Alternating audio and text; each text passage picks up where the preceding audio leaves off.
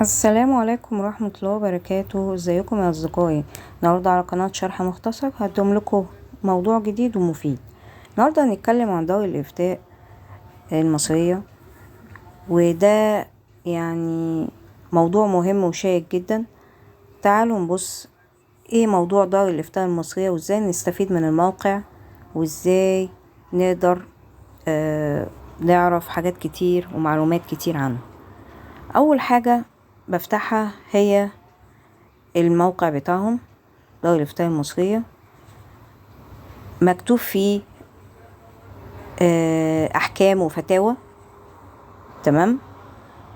زي ما احنا شايفين كده كل يوم بيزودوا احكام وفتاوى جديدة. طيب، اول حاجة كمان اكتشفت حاجة، ان مثلا في فتاوى عن المرأة وعن المجتمع وعن الاسرة. تعالوا نفتح زي ما احنا شايفين كده، بيبقى فيه السؤال وفي تاريخ النشر وفي رقم الفتوى وفي التصنيف. الصلاة مثلا، حكم الصلاة، حكم الطهارة، حكم النفاس، حكم تغطية المرأة وجهها. في أحكام كتير أوي، في فتاوى كتير أوي، ومزيد كمان من الفتاوى. طيب تعالوا نرجع تاني. طيب في كمان يعني مواضيع كتير أوي على الموقع تقدر تفتح فيها.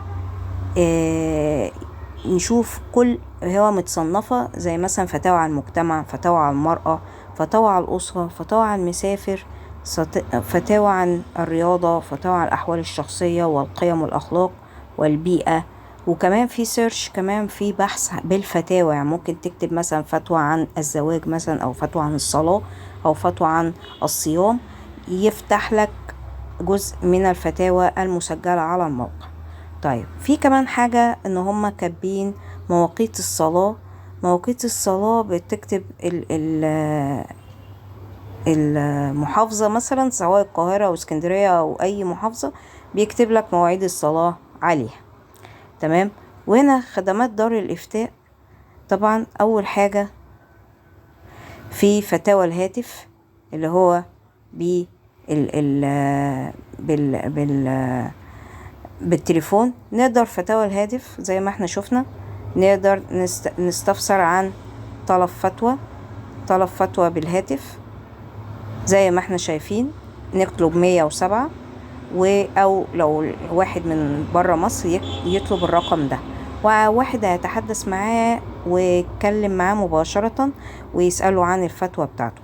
او في طريقة تانية، ان هو ممكن تتصل بالرقم الرسائل الصوتية المسجلة عن طريق كول سنتر، ويرد عليك حد من الارشادات ويقولك اتبع الارشادات. وطبعا بتسجل سؤالك وبتاخد رقم، والرقم ده بعد ساعة بتبتدي تطلب بيه تاني علشان خاطر تسمع الإجابة على السؤال. ده موضوع مهم جدا، ان انت لو حبيت ان انت تتواصل مع شيخ من شيوخ الأزهر، او تتصل بدار الإفتاء المصرية، عاملين خدمة هاتفية للاستفتاء عن طريق الاتصال، فدي خدمة حلوة جدا. طيب طلب فتوى يعني احنا مثلا عايزين في دماغنا فتوى معينة، عايزين نسأل عنها. وطبعا في صفحة لرمضان مخصصة، وأسئلة عن الصيام كلها موجودة، نقدر نفتح الكلام ده ونبص عليه. طيب تمام.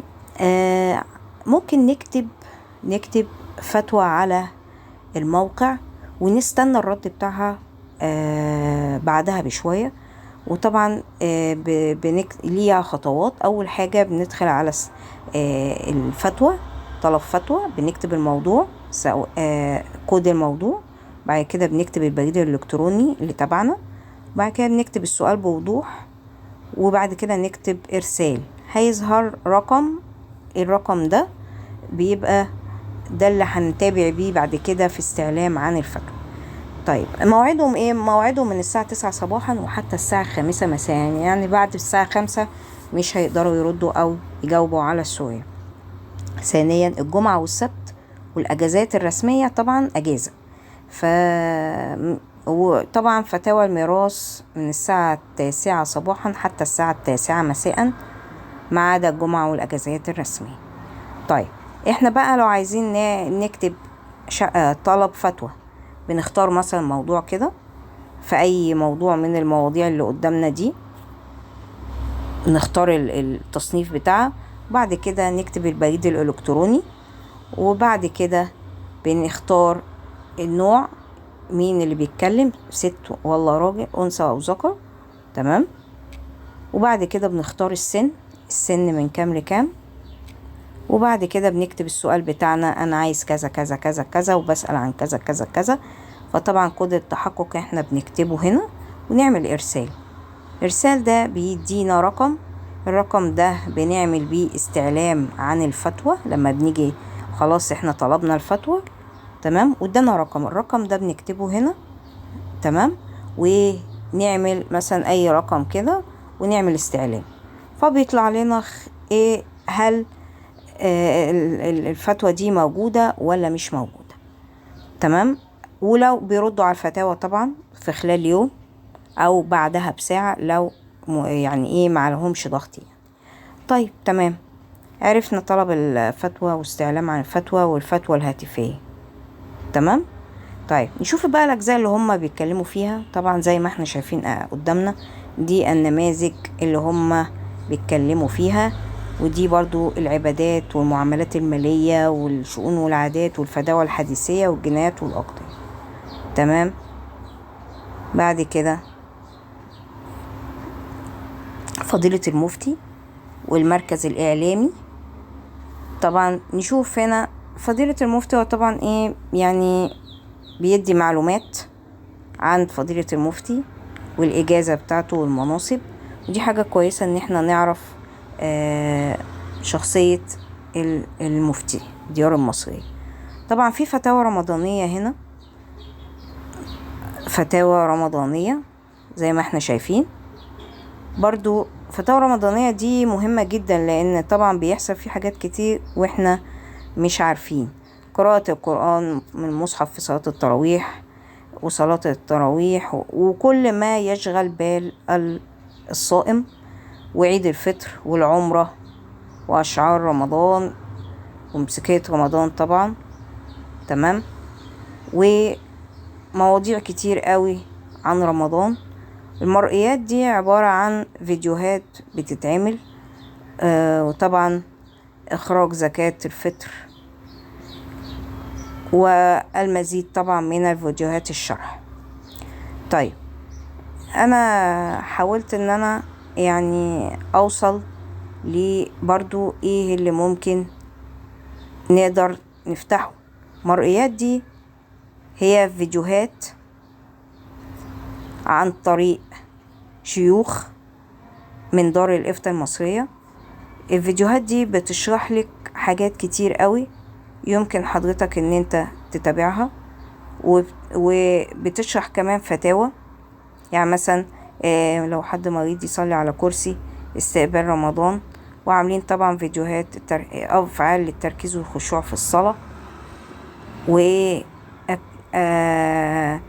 يعني حاجات كتير قوي في الصلاة. وطبعا في حاجات كتير جدا تحت، وهل يجوز الصلاة بعد صلاة الوتر، وهكذا. طيب ودي فيها مرئيات، يعني فيديوهات كلها كتير قوي. وطبعا دي الأجزاء بتاعت فتاوى رمضان. أرجو الاطلاع عليها، لأن طبعا شرحها هياخد وقت كبير، واحنا فيديوهاتنا مختصرة بحيث ان احنا نقول باختصار الموضوع، بحيث انه تقدر حضرتك لو في معلومة او حاجة تقدر تدخل جواها. طيب الفتاوى طبعا زي ما احنا شفنا، الفتاوى عايز تسرش على فتوى معينة، بتكتب مثلا الموضوع، عايز فتوى معينة تختار الموضوع من هنا، وبعد كده الكل طبعا. بعد كده بيطلع لك فتاوى كتير قوي زي ما احنا شايفين قدامنا، نقدر الواحد يشوفها ومزيد من الفتاوى. تمام. طبعا بيبقى في فتح اعداد مفتين عن بعد، لو حابب الناس دي حابة تسجل في الموقع، بيبقى في تواصل وبيبقى في اتصال ما بينهم. طبعا في مواقع يعني حاجات كتير قوي في التاريخ الهجري، تعرف التاريخ الهجري امتى زي ما احنا شايفين كده.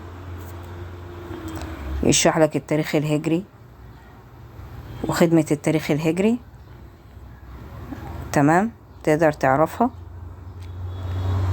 وطبعا في فتاوى شفوية وفي فتاوى مكتوبة وفي الحساب الشرعي.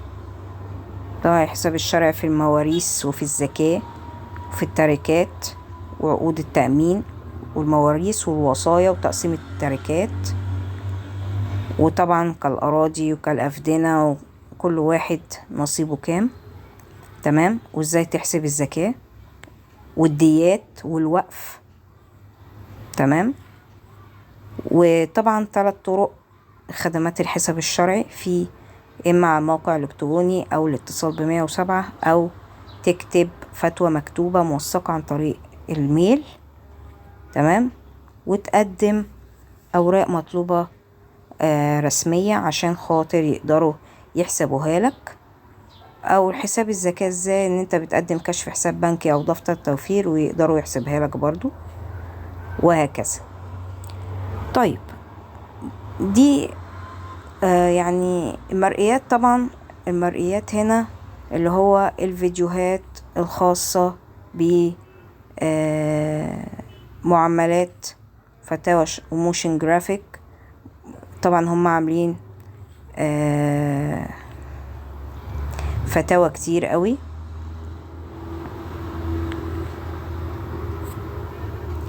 فتاوى كتير قوي، ماشي. فتاوى زي ما احنا شايفين، فتاوى زي ما احنا شايفين.